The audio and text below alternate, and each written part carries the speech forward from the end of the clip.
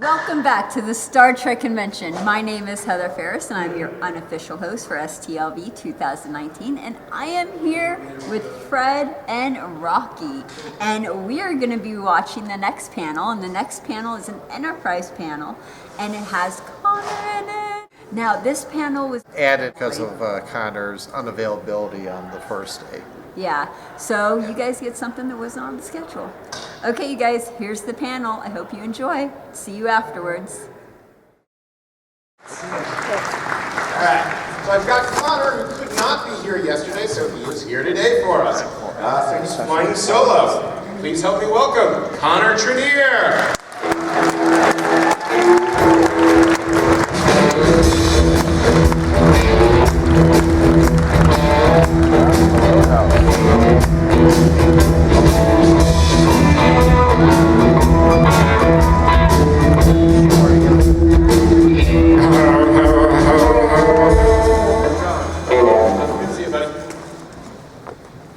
Hi, everybody. Sorry I couldn't be here yesterday, but thanks for sticking around for 24 hours in your seats to wait for me. Connor, you are popular in two fan bases, Star Trek and Stargate. You've done conventions for both. How different are the fans, or is there a lot of overlap? You drink more. Yeah. The drunk ones just hooted.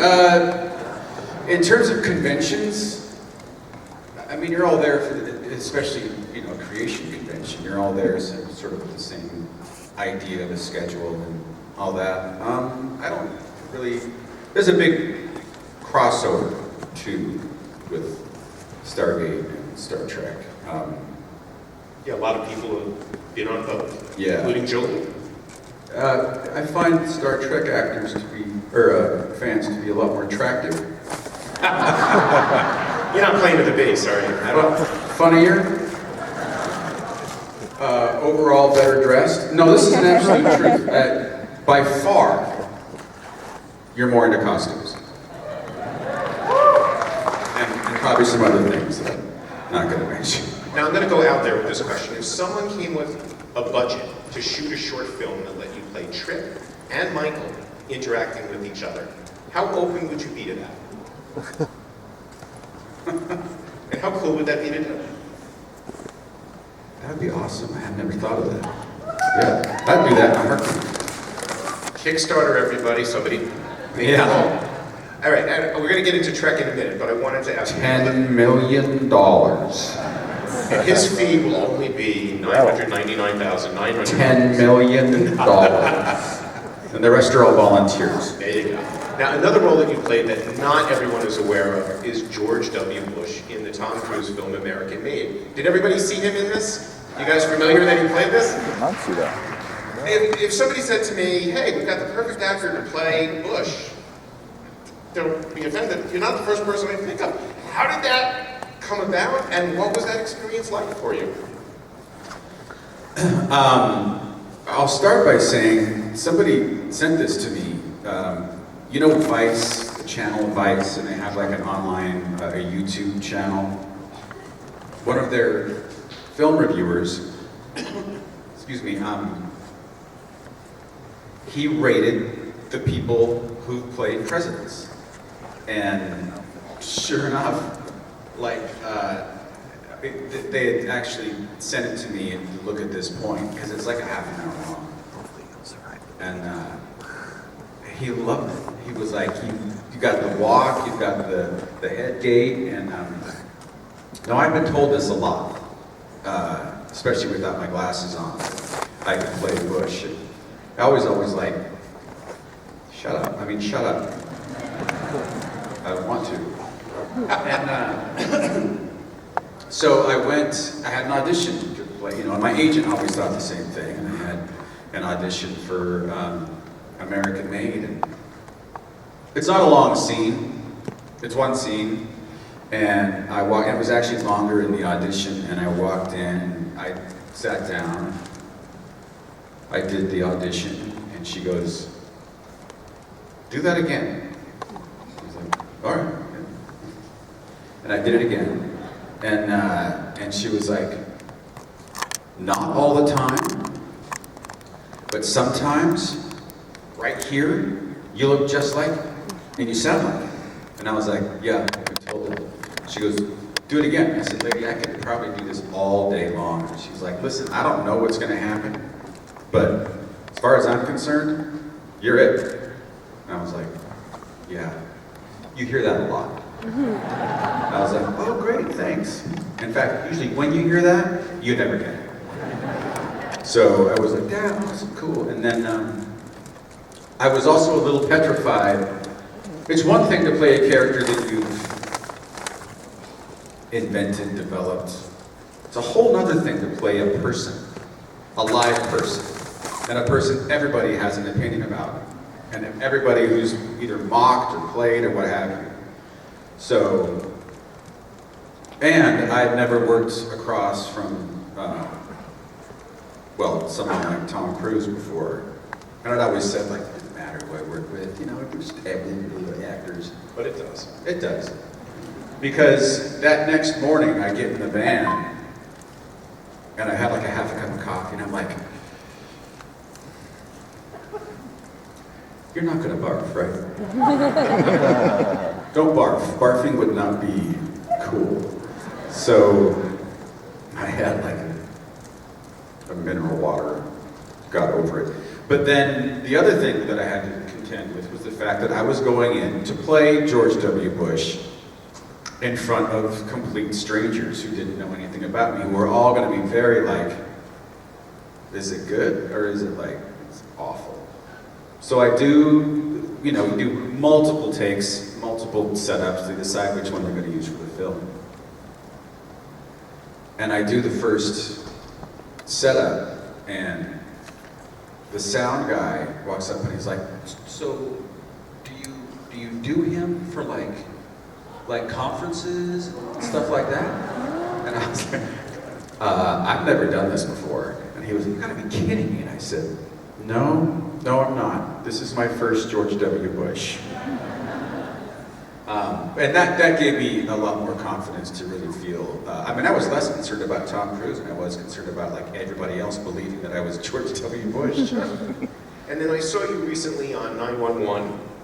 Yes, literally, I'm called Jim the Bomb Guy.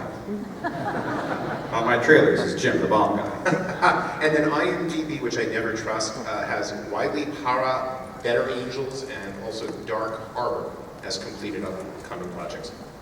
Accurate? And if so, what do you play in those?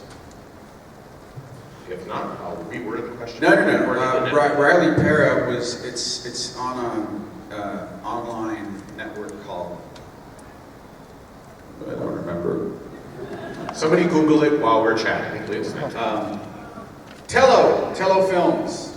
And Thank you. And it's, Riley Para is a series of detective novels.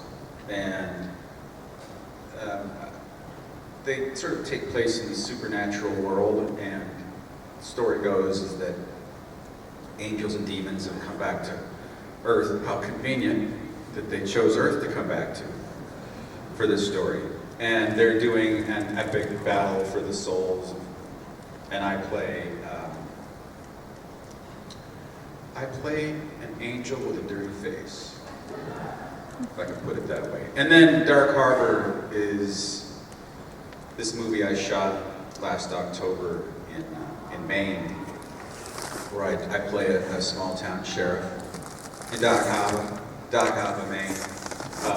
Is that near Baja for me? It's near Baja Harbor. Baja. All the same. Oh, the Harbors. Harbors. Yeah, the Harbors. So yeah, those are done.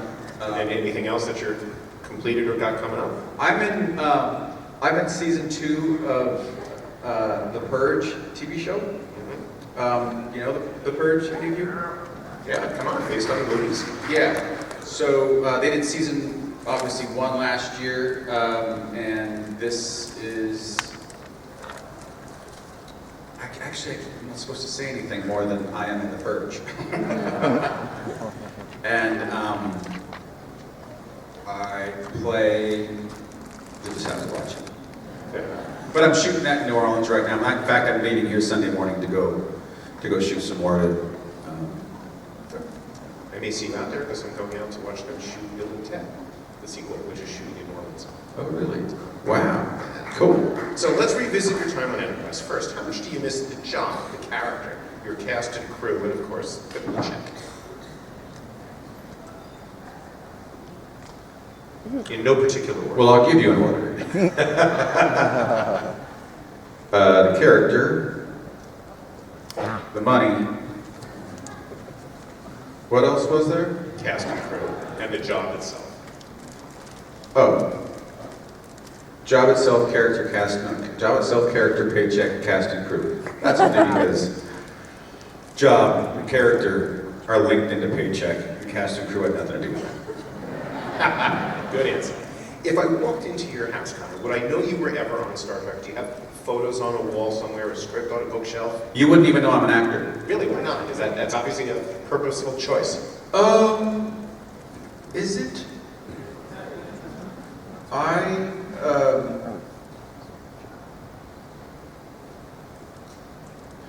I've never come across a piece of work that I thought, I like art, I like things, I like, that I come across, and, no, I'm kind of humble that I don't have any. Why would you put anything of your own in your own home? It just doesn't make any sense. Sometimes people make it like a collection, a museum of their career, things that they rise and fall. Right. I'm not being the actor. I was doing an interview with somebody at his house, and he had posters. He had his office, his study, and in there he had every script from every movie he was ever in on a bookshelf, posters from his movie, a letter from Stephen Bochco saying, "Hey, thank you for making that role work. I know it was one of your first appearances, and you did a great job. Have a great film year."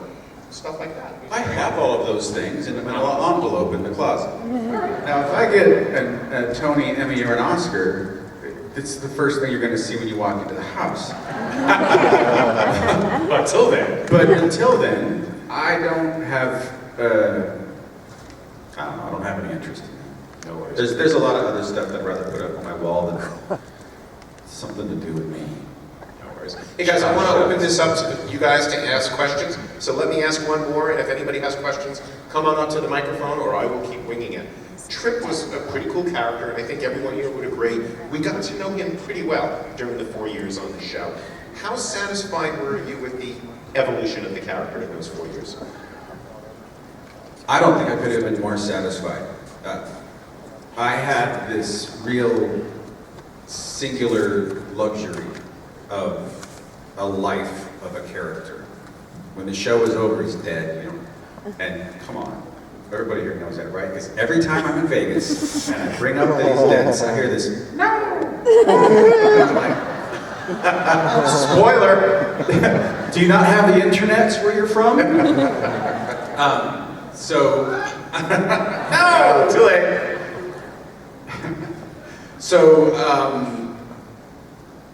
Yeah, I feel really fortunate that I had that storytelling closure. What did we not learn about Trip, or what did you not get to play that in a perfect world, if you had one more episode or one more arc, that we might have learned about him? I think that you would probably have seen him be a father. Yeah, That would have been great. Yeah, What would have interested you about that? I'm a father. There you go. Yeah. Were you at the time? I was about to be. And working.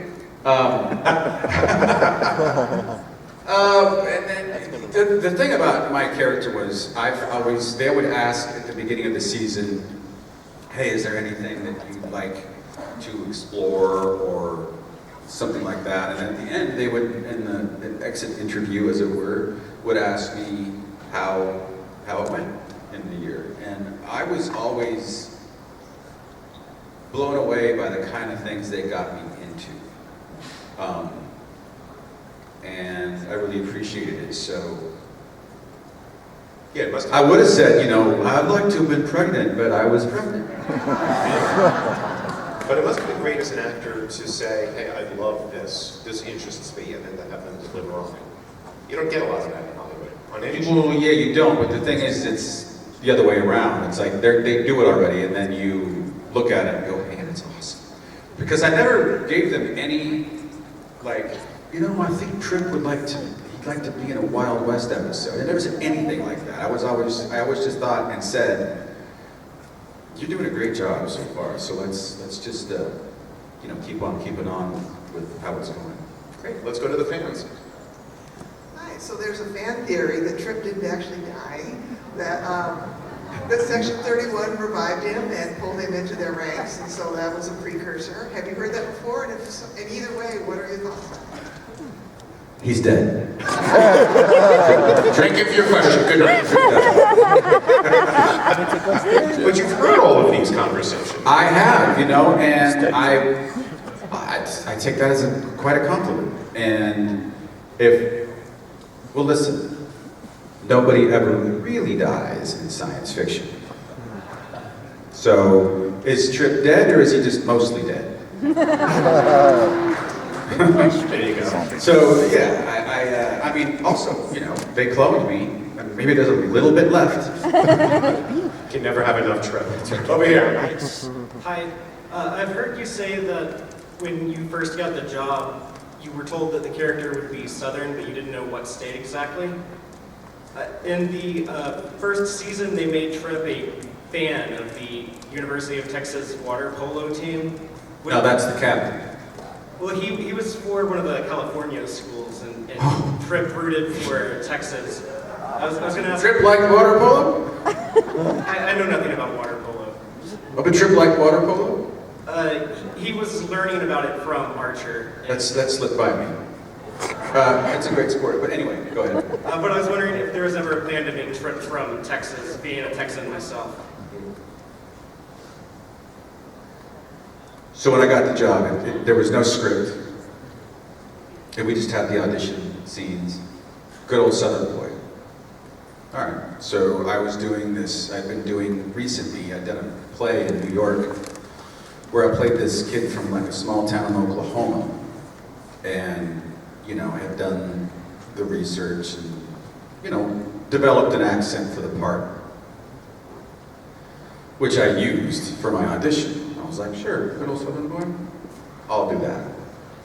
And then I got the part, and then for the longest time, there was no determination where he was from. He was still just Southern.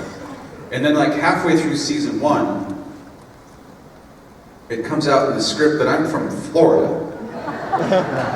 And I called up and I said, guys, I'm not doing Florida. And in all honesty, I don't think you want to hear Florida. Deep Florida.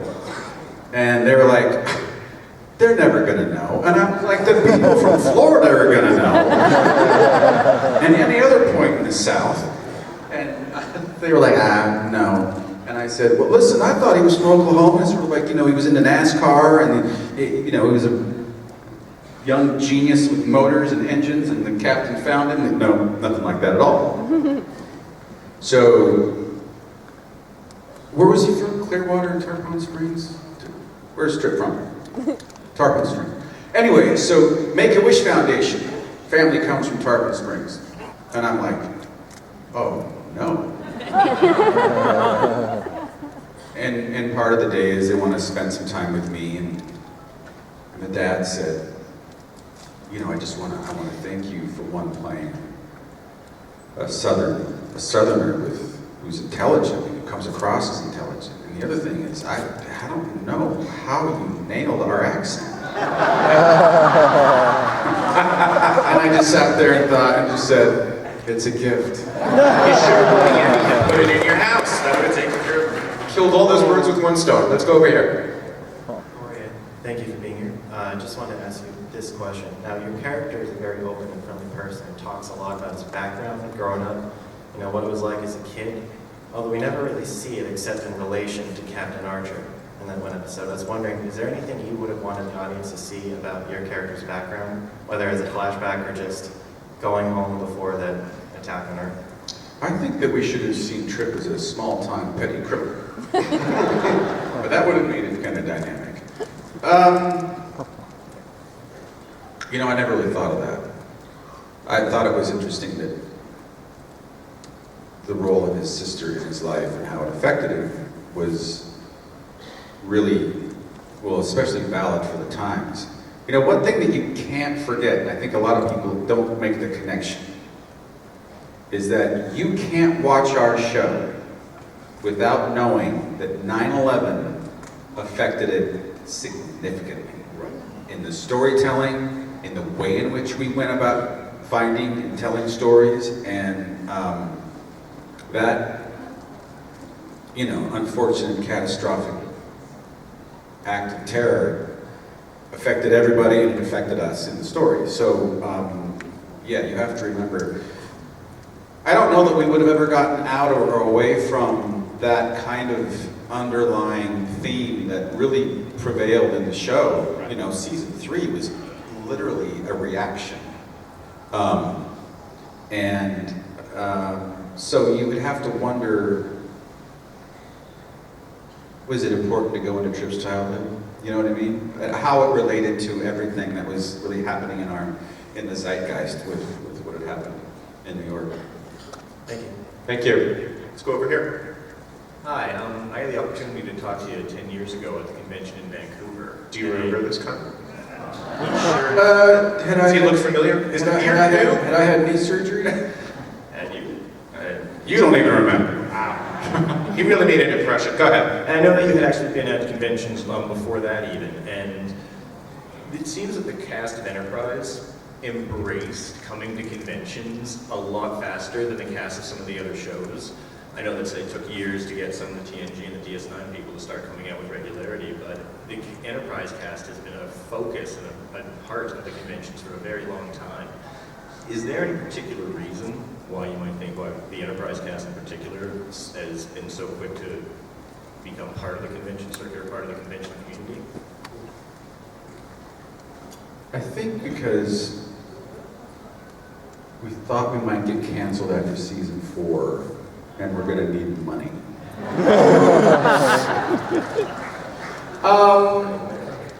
I think, I have no idea. I really don't. I think that you could sort of put something out there that was social media even out there when we were doing the show. I'm pulling straws out right now. I'm trying. I'll rephrase quickly. Did you have an impression of conventions as something to do like either positively or negatively when you were introduced to the show? I was terrified. Yeah. I went to a convention that was close to my hometown. It was in Portland, Oregon, so that I could have my family in the audience. Because I was like, I'm not going to go talk to these people for an hour. I'm going to make a fool of myself. So, literally, my mom and dad, and I think my sister were just like, you're doing great. And it was intimidating too, because what you wind up discovering about conventions is we're the entertainment for you all to get together and share with one another, you know, the friendships. We not get to see each other all the time, and you know, it's a real bonding thing for you fans to do, and I'm just honored to you know, be allowed to do a little juggling act in the middle of it. So that's an intimidating thing. The very first, I knew that. I knew that what I was walking into is spotlight was going to be on me, but I was also sort of like, you know, a monkey with a tambourine. That's how it felt. But really quickly, I realized that you know, the warmth and just the overall energy of a convention is, you know, really, if you haven't been to one, unlike anything you'll ever go to. And I mean any other convention for that matter. I don't think that the pipe fitting convention is nearly as warm and inviting. I could be wrong. They can be a really gentle group, but I don't think so. Thank you. It's my goal to get everybody's questions in, so let's do this. Hi, I'm curious, how do you see the relationship between Trip and Archer, and how did you and Scott Bakula work on this? Definitely,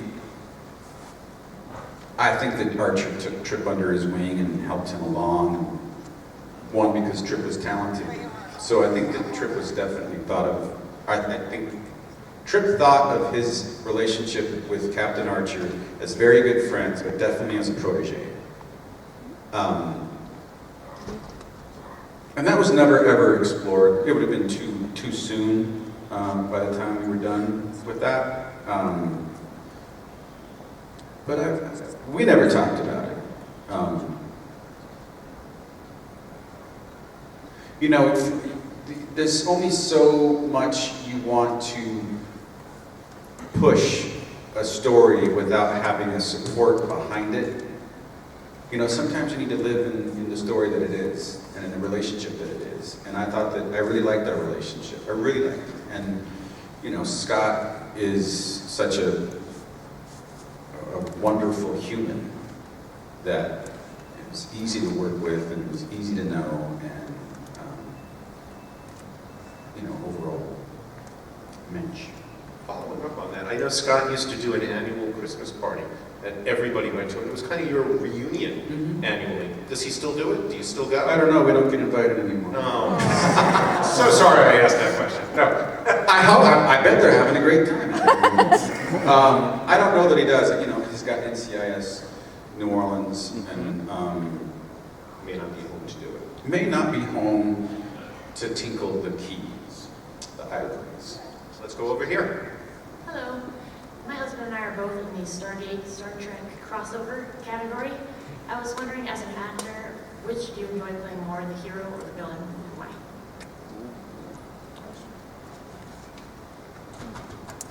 I think that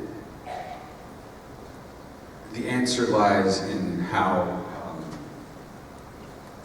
drawn out the character is, how fleshed out the character is. I love playing Michael. Michael's nothing like me. Trip is a lot like me. But everything is you. You can imagine the worst possible thing in the history of time. And you can imagine it. You can imagine it, and you can have the freedom that you give yourself to play it. You can do that. And then you stop playing, and you put your hat on and go be nice to your family. But that's the luxury of being an actor. They did so much with Trip that I couldn't even have dreamed. Yeah, right. And Michael got a little bit one-dimensional because they kept having me say, "You did this to me. You did this to me." And I even said at one point, I was like, "Do I have to say this again?" But he was a delight to play. I mean, there's nothing like transforming into that dark side of yourself. Because I also got to watch it happen every day when they layer all that stuff on top of these. But in the moment, I think it's a little more fun to be a bad guy. Great question. Thank you. Let's go over here. Hello. I was wondering how hard it is, or if it is difficult for you when you're in a character for so many seasons, day after day. Is it hard for you to get out of that character and just to be yourself, I guess? No, it's not hard at all. There are several methods for doing what it is that you do as an actor. Method acting, which essentially ruins your life. You know, any number of things, any number of ways. I subscribe to one very specific way of acting, and it's the Jimmy Cagney acting handbook. And it says this: hit your mark, open your face, and tell the truth. The end. And whatever that means to you, you know, you can interpret that any number of ways. I choose not to. It's like you're just searching for the truth. You're searching for the truth as a storyteller. So, and that's what you are. You're just a storyteller. At the end of the day, you know, taking it home, that means you're just a crazy person. You're a crazy person who's a storyteller. storytellers are just storytellers. Yeah. Right. I wouldn't have anything home, except unless it was from like craft service or Leftovers. something like that.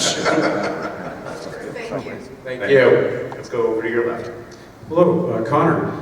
In all the previous, or most of the previous Trek series, the cast members have gotten the opportunity to direct their a few episodes. I know that you and Scott Bakula and Dominic Keating, I think, had aspirations to direct, but something happened at the studio that prevented that from happening, and they had a mandate that you couldn't. And I was wondering what the specific circumstances were. I think you know as much as I do, in all honesty. I mean, we were told there were to be no first-time directors on our show.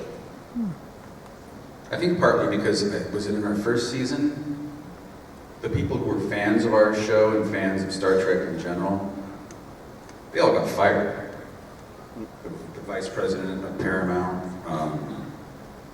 any number of these people, and then I think it was when Wes Lubez came in. He got his comeuppance, but yeah, I don't know. It was one of those things because we thought it was one of the things you wanted to have is like in your toolbox. You wanted to be able to be a TV director or a director in general, and it just unfortunately never happened for us. It's the one thing about the show that I'm really bummed about. Thank you very much. Great, thank you. Let's go to my right. I had a question on season 1, episode 15. No. No? He died. What? I don't know what happened. I appreciate it. How cold was the shuttle pod, and were you hungover from the next day from drinking all the alcohol? So we were freezing. I'm not kidding. They had turned the sound stage. They made it about a third the size that it normally is, and they brought in 6 industrial-sized air conditioner coolers, and they blasted all for trying to get our breath when we were talking. They put dry ice underneath the floorboard of the shuttle pod to the point where it cracked it. They would blast it with nitrogen just before we had a scene, eliminating all of the oxygen. And then they would give us hot tea to drink just before we spoke. And the only time you see our breath in that episode, it was CGI. All that. I mean, we froze on that thing. And I hate to disappoint you, but whenever you see anybody drink any alcohol, it's watered down apple juice or iced tea or not booze.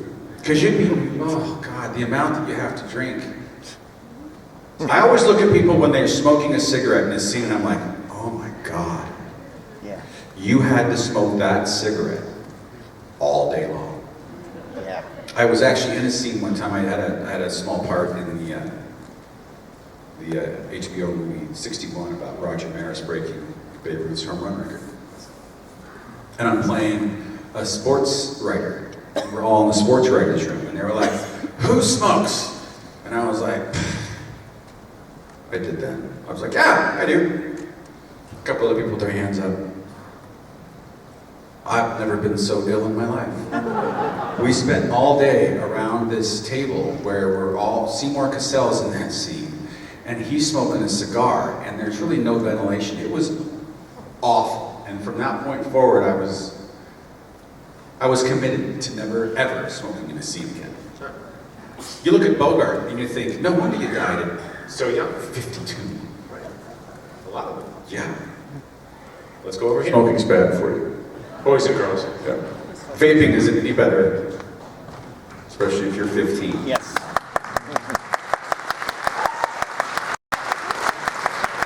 All right, we spent a lot of time on Trip. So in your real life, when your car breaks down or chain comes off the bicycle or your furnace stops working, do you go back to being Tripped and try and fix that? Well, I start by putting the uniform back on. And then I go get a couple of instruments that I know won't fix anything because they're not real. And then I get out to my truck and I start working on the engine, but not really turning anything, which is exactly what Trip did. So yeah, it's kind of what I do. Over here. Hi, Similitude is one of my favorite Star Trek episodes of all time. The Trip Clone episode, great episode. Want to know how you went about playing the characters and what you had to change from the normal portrayal of Trip plays them. Yeah, I was rock climbing without a lanyard on that one. I didn't know, I knew he had to be slightly different, but I really kind of just went with, make him slightly different, and then go. You know, it was, the differences occurred, I think, in the telling of the story, in the scenes that we did, that, for instance, you know, there's kind of a rule of like, don't go all the way and cry, make the audience cry. You know, so we're asking you to do a lot of the work. So give enough, hopefully, that you're believing the difference. Because, you know, when you see somebody cry, you're always kind of just like, but if somebody makes you cry, it's a whole different thing. You're sucked in. You see the difference? So doing that, or attempting that, is what I mean by doing it slightly different. Now, I thought we were done with fan questions, but some sneaky bastard slipped in over to the left. Let me just, I got a question for you. Let me see if I got this right. So I gotta hit the mark. Yeah. Oh, left face. Just do it again? Yeah. You suck. That was pretty truthful. That was good. Dominic studies a different kind of acting. It's called what? Hey everybody, I thought I'd just get, I'm going to sell the scripts up here on the stage. By the way, just came back from my room where I have the last 2 actual scripts from when we shot the show. So come by my table. So guys, let me ask you this. You guys do this comedy routine all the time. When did you realize that you would make a good combo, and how fun and ride has that been to do? It's not a routine, in all honesty. I've never planned a thing. It just happened. Yeah. We're mates. We really are. We realised we were mates on the show pretty quickly. And then we had a couple of scenes together, and just as actors, we just gelled straight away. There was a chemistry, and then that spilled over to the friendship. And, you know, and then we got to do that Shuttlepod 1, which was, that really cemented everything. You know. And we're a hoot to be around, so. Yeah. Now, are you more of a hoot 2 drinks in, 4 drinks in, or 6 drinks in? Oh, I've stopped drinking. Since last night. I think people get less of a hoot after 6, so. But 5 is a party. Right, 5. Yeah, you know, I think at 4 is when you should say, this is about the top of the hoot. And then get into the Charlie. So you can carry on drinking. No, I don't know what he's talking about. I have no idea what I'm talking about either. All I can tell you is I'm of Irish descent, born in England, and I'm an actor, so I'm really screwed. Now, you guys have been all around the world together with these conventions. What's the coolest, weirdest, strangest place you've been? Went to Newfoundland. Were you there with me in Newfoundland? Yeah, I went to Newfoundland. A lot of ginger-haired, creamy-skinned people. Food.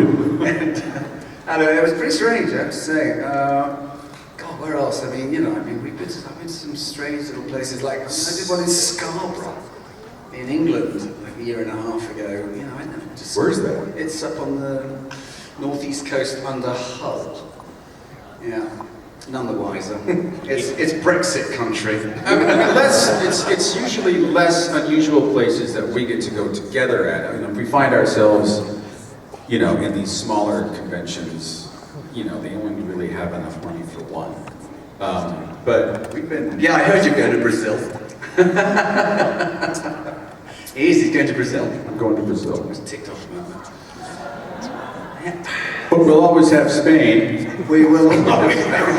Tell us about Spain. Oh, the times. We've had thank you very much, by the way, all of you. God bless. Yeah, really. I mean, the fact that we get to do this still all these years later and travel the world together and have a laugh on your time. It's fantastic. Yeah, it is much. And we're eternally grateful. Yes. I tell you, I still have the house, which is called the house that Trek built. Bless you. You're currently paying the mortgage as you sit there. Did I mention I had a couple of scripts? I was just going to say. So what scripts do you have? What do I have? I have The Crossing and Equilibrium. And what are we charging for them? Well, so he signs it, I sign it, and Anthony signs it. This is a little sort of deal that we have with each other, and I let them go for $100. But the actual script, you know, that I used during the show. Now, The Crossing is a good one. That was where we were in the desert, right? Yeah. So, Is that when you had the headband on? I know that was a different desert. I love that episode. He came up to me, and he looked like John Travolta in a bad commercial or something, and he said, "Tom, what do you think?" And I went, "Oh, it looks great." So you can tease him about it 15 years later when he comes about. And then all those years later, that time when we did the Mirror Darkly. That photo shows up all the time. It does, you look fantastic in it. Yeah. It's like Duran Duran period. It is. And do you have handwritten notes in there? Or those Those are the very scripts I used on set. I was a pack rat. I kept all the rewrites, the yellow pages, everything that they gave me is in that envelope. And some of them have actually got the address to the house that Trek built on, which I have to scrub out. And then are you guys sitting together? There we are. Guys, in if the you want dealer's to room. say hello to both, I think we have photos of the two of them together. Yes. And separate, you can Yes, that's this afternoon, 2:30, 40. Yeah. 40. Yep. Perfect. Steph's lingering in the background there. What have we We're done? going to get played off the stage. Is it time to go? Start, guys. Thank you. It wasn't such a... Everybody, Connor Trinneer. Thank you.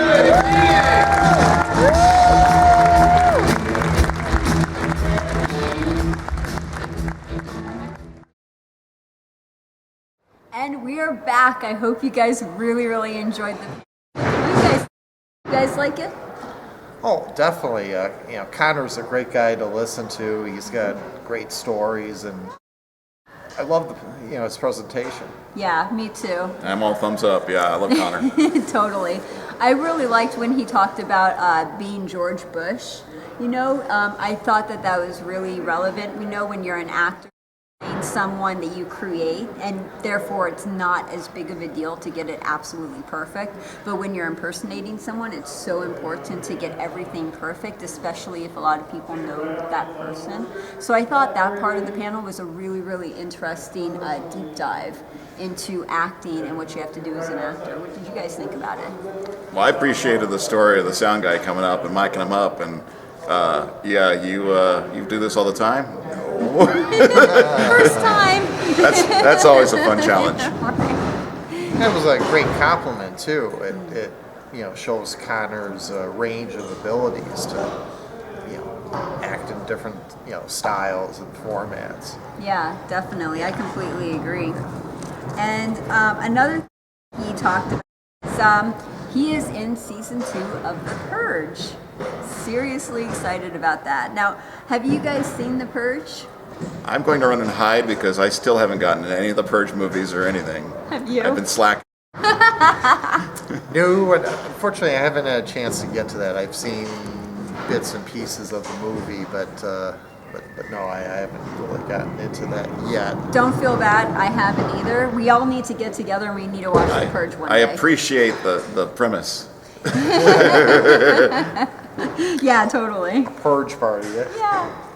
And then another thing that he talked about that I thought was really interesting was the 4 or 5 things that he looks for when he's trying to decide whether he wants that job or not.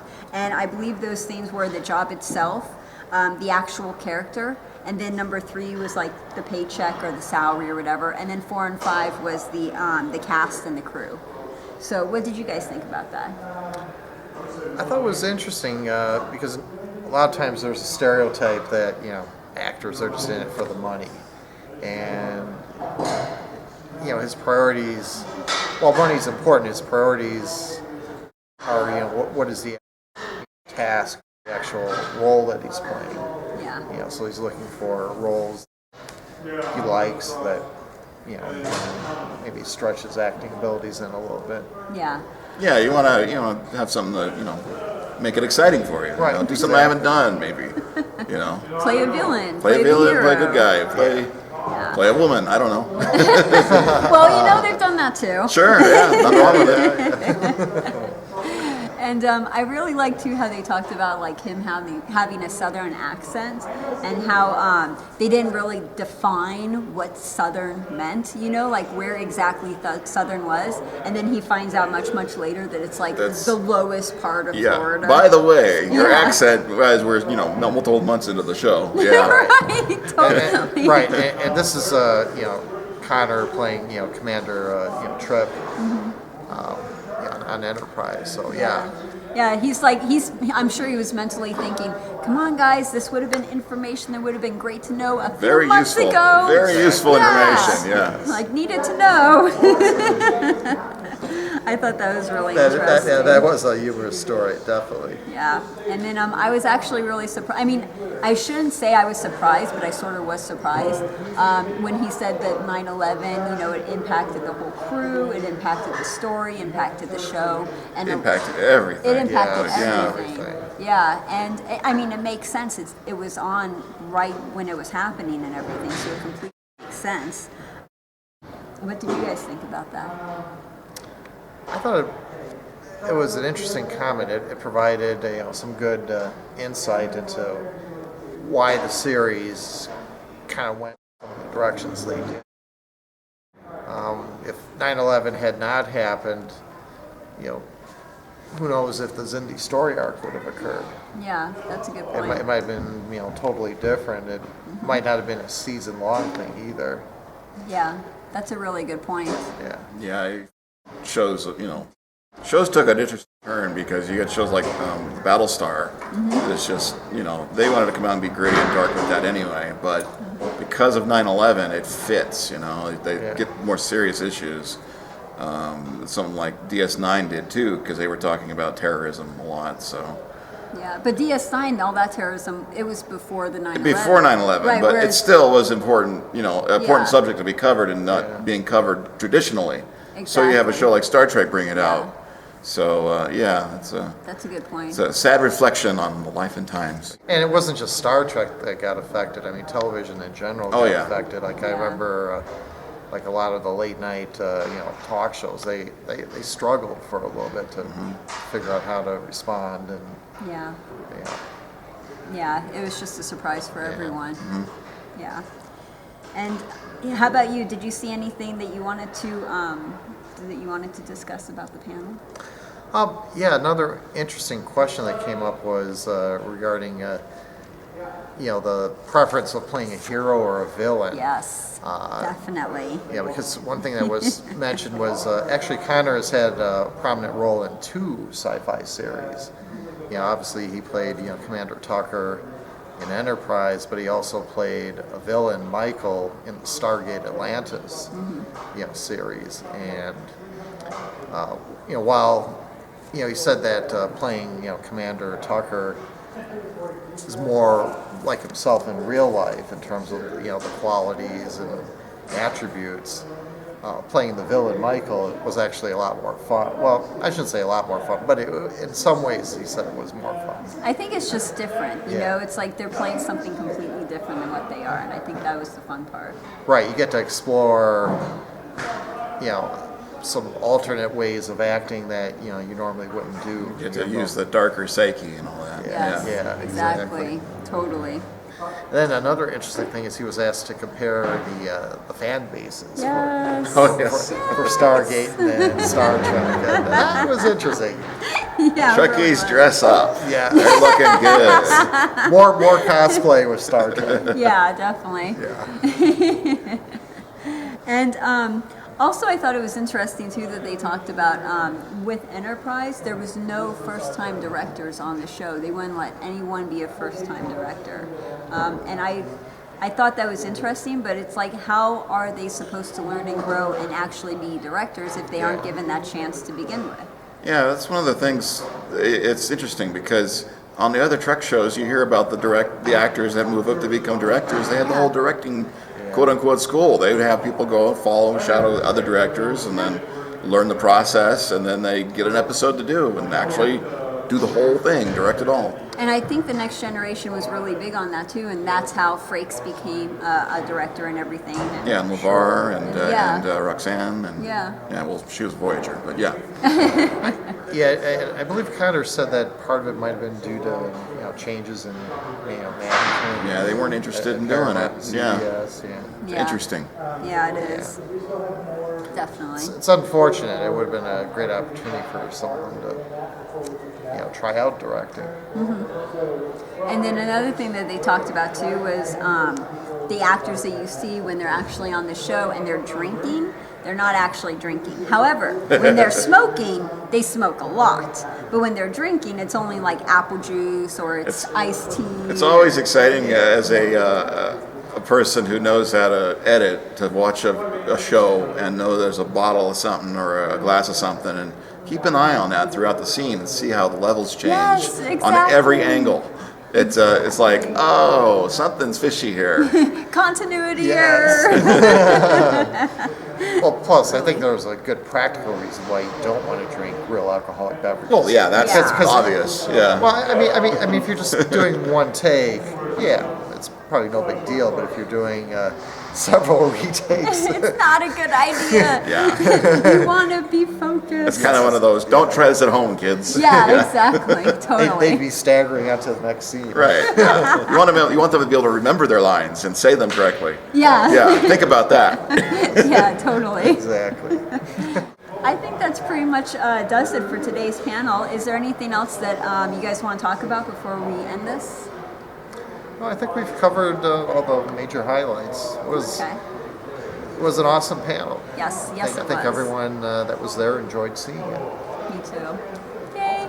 Well, thank you guys so much for joining us. Thank you for listening to our commentary, and join us again next time for our next panel. I don't know what panel we're going to be doing, but come and watch. It'll be fun. It could be any other one. There's could lots be to click any on. one, Find yes. something to click. There's a Stay lot. tuned. It's a list. Have a good one, you guys. So long. Live long and prosper. Yes. I can't do that. Aw.